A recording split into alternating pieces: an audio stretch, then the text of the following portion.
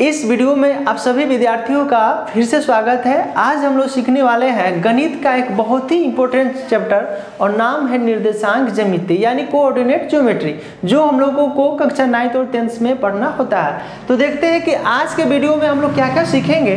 तो एक बार देख लेते हैं। फर्स्ट में सीखेंगे निर्देशांक ज्यामिति का परिचय यानी उसका इंट्रोडक्शन देखेंगे कि निर्देशांक ज्यामिति हम लोग को पढ़ना क्यों चाहिए और निर्देशांक ज्यामिति के पिता जो है रेने देकार्ते को कहा जाता है। 2 में हम लोग पढ़ेंगे कार्तीय तल, जिसको निर्देशांक तल भी कहा जाता है, क्या होता है। इसके बाद हम लोग सीखेंगे निर्देशांक या नियामक यानी कोऑर्डिनेट क्या होता है। और 4 नंबर में सीखेंगे किसी बिंदु का कार्तीय तल पर निर्धारण कैसे करते हैं और अंत में देखेंगे कैसे जो है इस पे आधारित प्रश्नों का टेस्ट सीरीज होगा। तो वीडियो को स्टार्ट करते हैं और देखते हैं कि निर्देशांक ज्यामिति की आवश्यकता क्यों पड़ी और निर्देशांक ज्यामिति होता क्या है। जैसे मान लेते हैं कि यहाँ पे एग है और किसी लड़का को जो है ए वाला अंडा चाहिए, तो कैसे उस सही स्थिति तक पहुँच सकता है। तो उसके लिए कहा जाएगा कि मान लेते हैं कि हमारा कुछ निर्देश है, तो कहेगा देखिए यहाँ से आप 1 2 3 4 5 कदम इधर जाइए और उसके बाद 2 कदम यहाँ पे जाइए, तब उस एक पे पहुँच जाएंगे। या कहेगा कि 5 कदम यहाँ पे आइए और 4 कदम और जो है आगे जाइए, तो 5 कदम यहाँ पे और 4 कदम तो इस एक के पास पहुँचेगा। या कहेगा कि इस एक के पास पहुँचना है, तो सोचिए इधर से जाएगा तो 3 कदम और उसके बाद 4 कदम तब यहाँ पे पहुँचेगा। या इधर से भी जा सकता है, अगर कहेगा कि इस वाले पे पहुँचना है तो इधर से 1 2 3 4 कदम और इधर से 1 2 3 4 कदम। यानी किसी भी बिंदु का एग्जैक्ट जानकारी निकालने के लिए जो है हम 2 अक्षरों का प्रयोग करते हैं और इसी को हम लोग कहते हैं निर्देशांक ज्यामिति। यहाँ पे भी मान लेते हैं यहाँ पे रसगुल्ला है और इस वाले पे पहुँचना है, तो कैसे कहेंगे, अगर यहाँ से चलते हैं तो इधर से 3 कदम और यहाँ से 2 कदम तो यहाँ पे पहुँच जाएंगे। अगर इस वाले को कहा जाएगा तो इधर से 3 कदम फिर 3 कदम, यानी आप इधर से भी आ सकते हैं। जैसे यहाँ पे पहुँचना है तो पहले 2 कदम फिर जो है 3 कदम, तभी इस रसगुल्ले को आप खा पाएंगे। ऐसे कैरम बोर्ड है, तो कैरम बोर्ड में जैसे मान लेते हैं यहाँ पे क्वीन है, तो क्वीन की सही एग्जैक्ट जो है लोकेशन कहाँ पे है, इसकी जानकारी के लिए हम निर्देशांक ज्यामिति को पढ़ते हैं। या आप सिनेमा हॉल में जाएंगे, सिनेमा हॉल में आप देखेंगे कि कहाँ पे बैठे, तो वहाँ पे भी जो है आपको निर्देशांक ज्यामिति का अध्ययन की आवश्यकता पड़ती है। साथ में एग्जाम हॉल में कोई विद्यार्थी मान लेते हैं कि यह सीट है, तो दाएं से कितना बाएं से कितना उसका लोकेशन है, तो इसके लिए निर्देशांक ज्यामिति की आवश्यकता पड़ती है। इसके अलावा बहुत सी स्थिति है जहाँ पर निर्देशांक ज्यामिति की आवश्यकता पड़ती है। तो निर्देशांक ज्यामिति गणित की वह शाखा है जिसके अंतर्गत किसी समतल में यानी तल में किसी बिंदु का अध्ययन किया जाता है, जो यहाँ पे परिभाषा दिया गया है। दूसरा परिभाषा यह है कि निर्देशांक ज्यामिति, इसको नियामक ज्यामिति भी कहते हैं, गणित की वह शाखा है जिसमें ज्यामिति का अध्ययन बीजगणित की सहायता से किया जाता है। यानी ज्यामिति में हम लोग बिंदु रेखा कोने से पढ़ते हैं और बीजगणित में जो है बीजगणितीय गुणा भागा होता है। यानी यहाँ पे बिंदु या रेखा का अध्ययन a + b का whole square x y z ये सब तो बीजगणित है। तो दोनों को कंबाइंड करके हम लोग क्या करते हैं, एक इक्वेशन समीकरण बनाते हैं और यही कहलाता है निर्देशांक ज्यामिति। और इनके खोज जो है रेने देकार्ते किए हुए थे और इनका जन्म जो है 31 मार्च 1596 ईस्वी में फ्रांस में हुआ था और मृत्यु जो है 11 फरवरी 1650 ईस्वी में हुआ था। और रेने देकार्ते जो है फ्रांसीसी दार्शनिक और गणितज्ञ थे और निर्देशांक ज्यामिति या नियामक ज्यामिति के इनको पिता भी कहा जाता है। और इनसे प्रभावित प्लेटो और अरस्तु थे, ये खुद जो है एक बड़े दार्शनिक थे। और निर्देशांक ज्यामिति को हम लोग निर्देशांक ज्यामिति तो कहते ही है, साथ में इसको कार्तीय ज्यामिति भी कहा जाता है या वैश्लेषिक ज्यामिति भी कहा जाता है। अब निर्देशांक ज्यामिति में कुछ शब्द आते हैं जिसकी जानकारी जो है बहुत ही इंपॉर्टेंट हो जाती है प्रश्न को हल करने के हिसाब से। तो देखते हैं यहाँ पे प्रथम है कार्तीय तल किसे कहते हैं, इसको निर्देशांक तल भी कहा जाता है। तो कार्तीय तल का अर्थ हुआ कि जब किसी भी समतल पे या तल पे यानी x अक्ष और y अक्ष खींचते हैं तो ये पूरा जो है भाग आपको कार्तीय तल या इसको हम लोग निर्देशांक तल भी कहते हैं। तो ये जो दिखाई दे रहा है पूरा जो है क्या है, कार्तीय तल है। अब इसके बाद हम लोग समझते हैं कि ये दोनों रेखा जहाँ पे काटता है इसको क्या कहते हैं, मूल बिंदु कहते हैं। तो इस वाले में यह दिखाया जा रहा है कि कार्तीय तल या निर्देशांक तल होता क्या है, तो एक पेज है, इस पे हमारा x अक्ष हो गया, ये y अक्ष हो गया और दोनों एक दूसरे को काट रहा है। तो इससे जो पूरा ये आपको भाग बना, यही हमारा क्या है, काटतीय तल है। तो जो भी हम लिखेंगे काटतीय तल पे ही लिखेंगे क्योंकि समतल है। अब इसके बाद हम लोग सीखेंगे अगला शब्द है चतुर्थांश, यानी इसको हम लोग पाद भी कहते हैं और अंग्रेजी में कोऑर्डिनेट्स भी कहा जाता है। तो देखिए चतुर्थांश क्या होता है। तो अभी हम लोगों ने देखा कि ये क्या था, काटतीय तल था और यहाँ पे ये हमारा क्या है, x अक्ष है और ये हमारा क्या है, y अक्ष है। इस पेज को कितने भागों में बांटा, तो 4 भागों में बांटा, तो यही क्या कहलाएंगे, चतुर्थांश कहलाएंगे। और ये हमारा प्रथम चतुर्थांश है, ये द्वितीय है, ये तृतीय है और ये कितना है, चतुर्थ है। इसको प्रथम पाद भी कहा जा सकता है, इसको द्वितीय पाद, तृतीय पाद और चतुर्थ पाद। तो आप चतुर्थांश क्या होता है ये समझ गए हैं। इसके बाद इसके चतुर्थांश के चिन्ह को देखते हैं कि चिन्ह किस प्रकार से आते हैं। तो देखिए प्रथम चतुर्थांश में दोनों जो है प्लस होते हैं, द्वितीय चतुर्थांश में माइनस प्लस होते हैं और तृतीय चतुर्थांश में दोनों माइनस और चतुर्थ में जो है एक प्लस और एक माइनस। ये आता कैसे है, तो देखिए पहले हम x को लिखते हैं फिर उसके बाद y को लिखते हैं और x को कहा जाता है भुज और y को कहा जाता है कोटि। इसको अंग्रेजी में एब्सिसा और ऑर्डिनेट भी कहा जाता है। तो कैसे इसको लिखा जाएगा, तो देखिए ये हमारा नंबर लाइन है, यानी नंबर लाइन का मतलब संख्या रेखा है और यहाँ पे 0 है इसको हम कहते हैं और यहाँ पर 1 2 3 सभी क्या होते हैं, प्लस में होते हैं, इधर माइनस में। इसी तरीके से इसको अगर खड़ा करेंगे तो ये सभी प्लस में, एक और नंबर लाइन और नीचे क्या है, माइनस में। तो ये तो आप पहले से जानते हैं। अब यहाँ पे देखिए कैसे लिखा गया है। तो पहले हम x को लिखते हैं, इस वाले खंड में पहले x फिर उसके बाद में y, इस वाले में पहले x फिर उसके बाद y, इस वाले में पहले x फिर उसके बाद y और इसमें पहले x फिर उसके बाद y। तो यही काम करना है। तो देखिए यहाँ पे आपको इसमें x क्या है, पहले x प्लस में है तो प्लस हो गया, फिर उसके बाद y क्या है तो यहाँ पर प्लस में है तो ये भी प्लस हो गया, तो इसलिए दोनों प्लस प्लस हो गए। इसमें x तो यह है, ये माइनस में है तो पहले माइनस और इस वाले में प्लस है तो यही हो गया माइनस प्लस। यहाँ पे पहले x माइनस में है और इसमें y ये भी क्या है, माइनस में है तो इसीलिए माइनस माइनस हो गया। यहाँ पे पहले x तो हमारा क्या है, सब प्लस में है तो एक प्लस हो गया, पहले x को लिखते हैं फिर उसके बाद y को, y हमारा माइनस में है तो वही हो गया प्लस माइनस। तो इस ट्रिक से इसके चिन्ह को भी आप बहुत ही आसानी से याद कर सकते हैं। अब प्रश्न उठता है कि कोई अंक रहेगा जैसे -3 और +8, ये कहाँ पे होंगे, किस चतुर्थांश में होंगे। तो आप चिन्ह को भी देखिए, अंक को भी छोड़िए, केवल चिन्ह को बाहर निकाल के देखिए माइनस प्लस। तो माइनस प्लस कहाँ पे है, यहाँ पे है, तो ये हमारा द्वितीय चतुर्थांश में हो जाएंगे। तो बहुत ही इजीली तरीके से आप इसको सीख सकते हैं। अब यहाँ पे देखते हैं कि निर्देशांक या नियामक यानी कोऑर्डिनेट होता क्या है। तो देखिए नाम से ही मालूम चल रहा है कि निर्देशांक का अर्थ होता है निर्देश करने वाला, यानी किसी बिंदु का अगर हम लोकेशन बताएं तो कैसे बताएंगे। जैसे ए जो बिंदु है कहाँ पे है, तो उसी को हम कहते हैं ए बिंदु को जिसके द्वारा लिखा जाएगा, जिस दो वास्तविक संख्याओं के द्वारा लिखा जाएगा तो वही संख्या इस बिंदु का निर्देशांक कहलाएंगे। और निर्देशांक को हम लोग नियामक भी कहते हैं।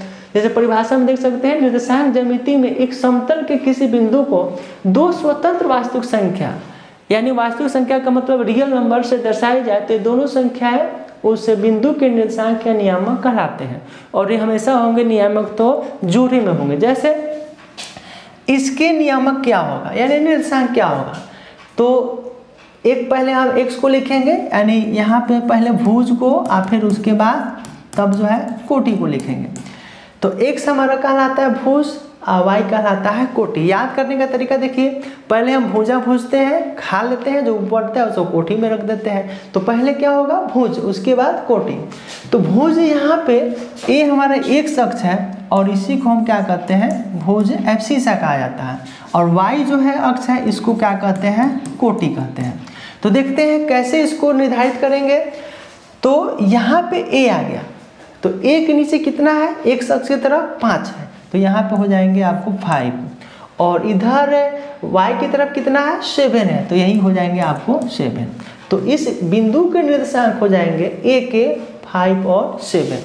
बहुत ही आसान से आप इसके निर्देशांक को ज्ञात कर सकते हैं। जैसे यहाँ पे p है, यहाँ पे है, इसके निर्देशांक कितना होगा, तो P जो है पहले x की तरफ देखेगा, फिर उसके बाद y की तरफ देखेगा।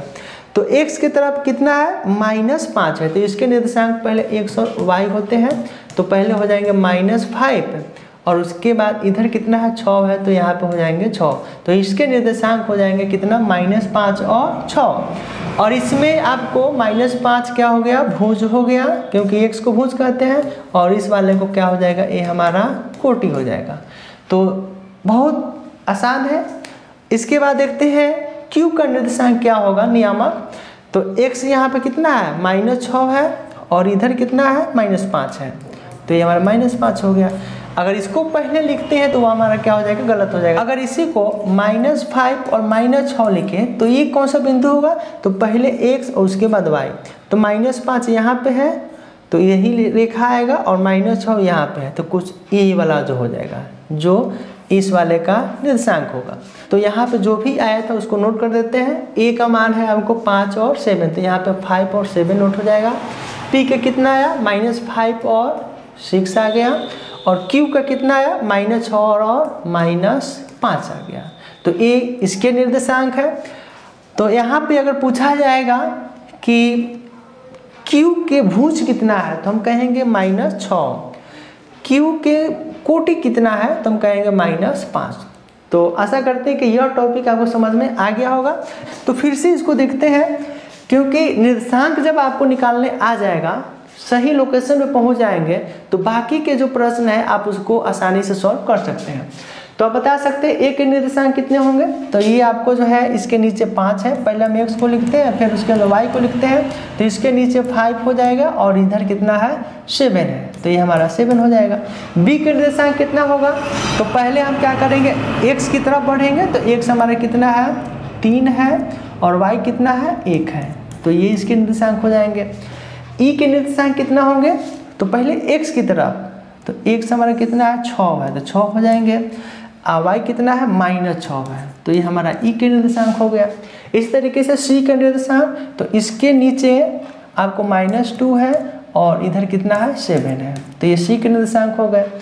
x के निर्देशांक यहाँ पर d है, d के निर्देशांक कितना होंगे, तो इधर नहीं, इधर बढ़ेंगे पहले x की तरफ, तो हमारा -6 है, इधर कितना है, -5 है, तो यही हो जाएंगे आपको a b c d के निर्देशांक। अच्छा, इसका निर्देशांक क्या होगा, तो इसके निर्देशांक हम लोग मूल बिंदु कहते हैं, और इसका निर्देशांक जो है 0 0 होता है। तो यहाँ पे आप इसको पूरा देख करके आपको पूरा क्या कर देना है। आप यहाँ से भी मैच कर सकते हैं, यही जो है उस सीरीज में था।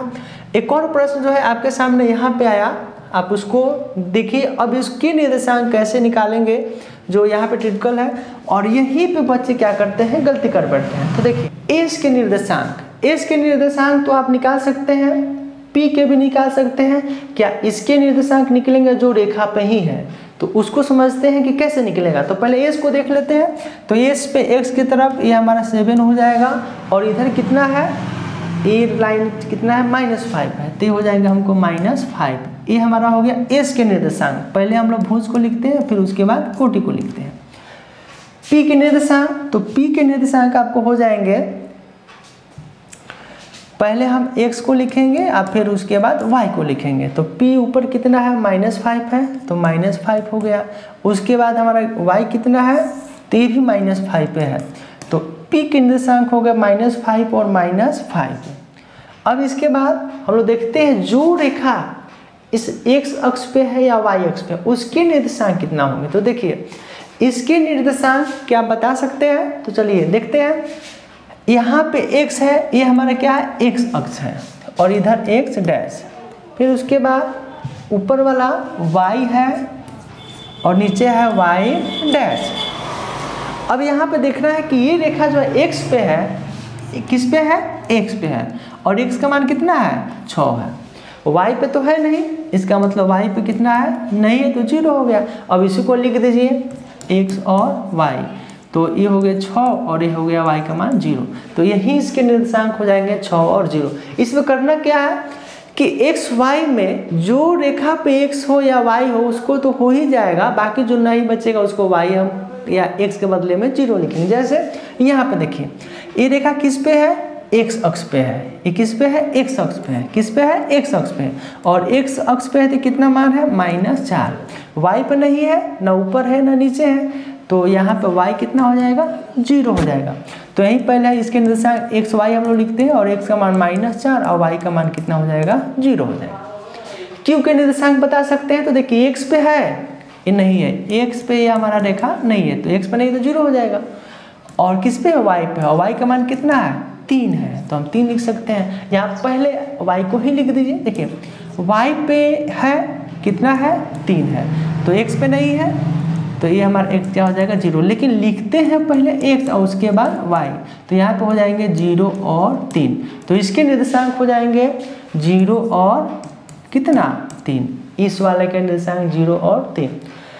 r के निर्देशांक देखते हैं, मान लेते हैं कि यहाँ पे है, इसके निर्देशांक कितना होगा, तो देखिए ये तो y अक्ष है, पूरा हमारा क्या है, y अक्ष है, माइनस में हो या प्लस में हो, तो यहाँ पे हम लिखेंगे पहले x और फिर उसके बाद y।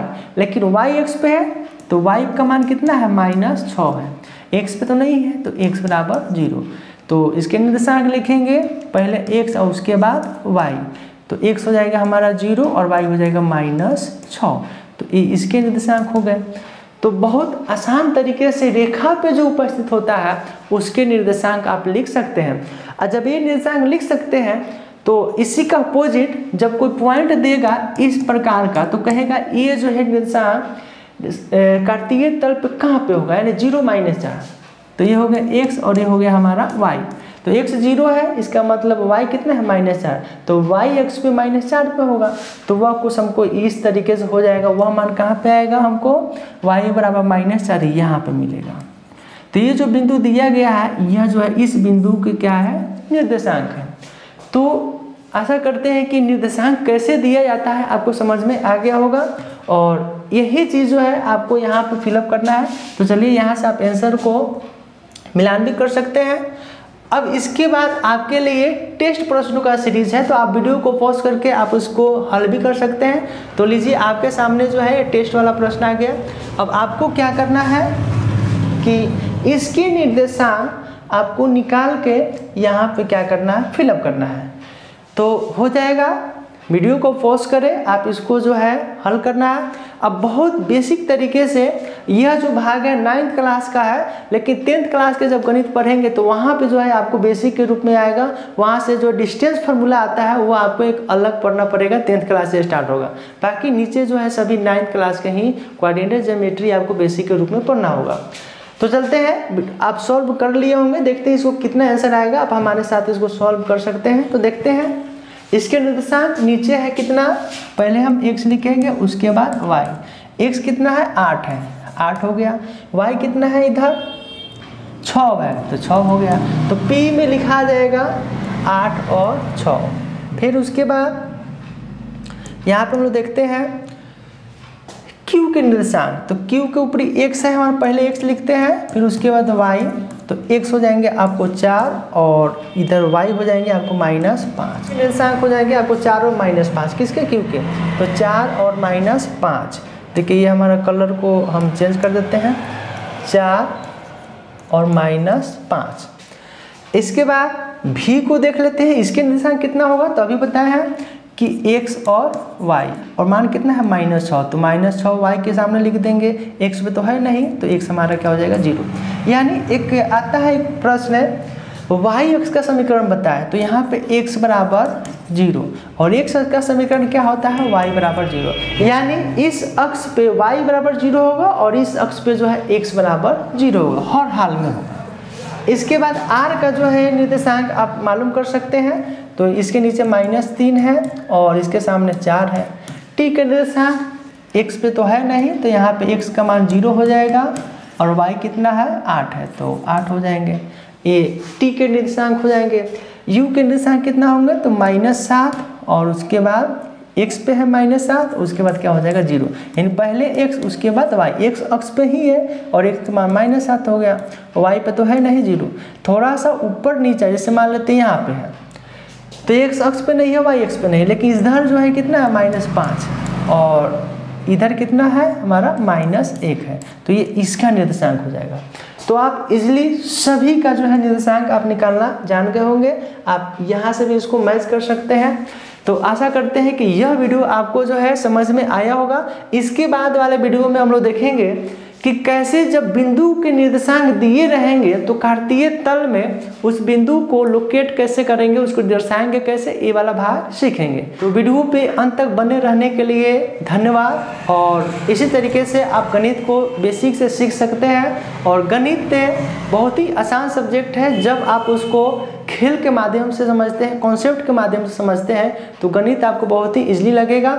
और आप इस चैनल पे नए हैं और हमारे द्वारा बताया गया वीडियो आपको पसंद आ रहे हैं तो सपोर्ट करने के लिए आप चैनल को सब्सक्राइब कर दीजिए, क्योंकि इससे जितने भी वीडियो मिलेंगे उसकी सूचना आपको मिलती रहेगी।